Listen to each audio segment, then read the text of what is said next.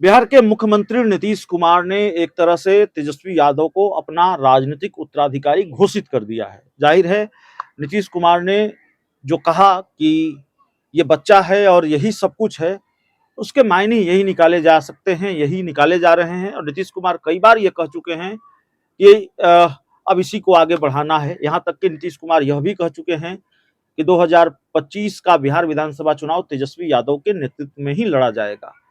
सवाल यह है कि नीतीश कुमार अगर तेजस्वी यादव को उत्तराधिकारी घोषित कर रहे हैं, तो क्या नीतीश कुमार के पार्टी के सारे नेता, नीतीश कुमार की पार्टी भी तेजस्वी यादव को अपना बॉस मान लेगी, या फिर नीतीश कुमार के राजनीतिक विरोधी जो दावा करते रहे हैं कि नीतीश कुमार ने चूंकि तेजस्वी यादव को अपना राजनीतिक उत्तराधिकारी घोषित कर दिया है, तेजस्वी यादव को लेकर वो इस तरह के बयान दे रहे हैं, इसकी वजह से उनकी पार्टी टूट सकती है, इसका खामियाजा नीतीश कुमार को भुगतना पड़ सकता है। तो क्या नीतीश कुमार के लिए बैकफायर कर सकता है ये घोषणा करना कि तेजस्वी यादव ही सब कुछ है?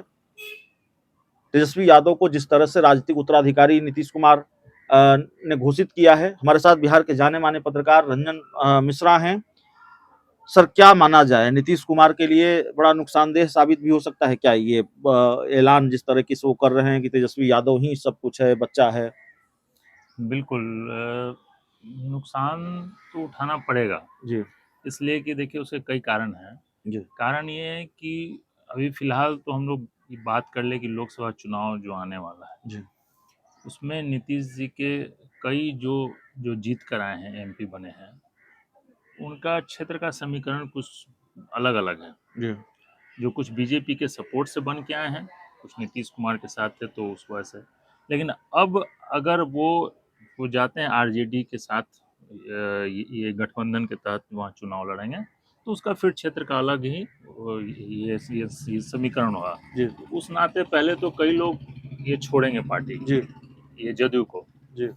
दूसरी बात है, ऐसी भी चर्चा है कि हो सकता है चुनाव के बाद जदयू आरजेडी का विलय हो जाए, जो काफी दिनों से चला आ रहा है अभी तक। जिसका दावा उपेंद्र कुशवाहा भी हाँ, करते भी रहे, कर रहे हैं दूसरे कि लोग भी विलय हो करते रहे। जी। तो विलय से भाई जाहिर सी बात है आरजेडी के लिए तो ठीक है, लेकिन जदयू के लिए तो ठीक नहीं होगा। जी। क्योंकि उनके जो कई नेता जो हैं लालू विरोध के नाम पे आए हैं और जी। फिर अचानक हो जाए तो उनका पॉलिटिकल डेथ होगा। जी। वो अपने अपने क्षेत्रों में जो वहाँ का जो जी। सिचुएशन बनेगा, तो ऐसी स्थिति में ये जदयू में तो काफ़ी ये दिक्कत होगा।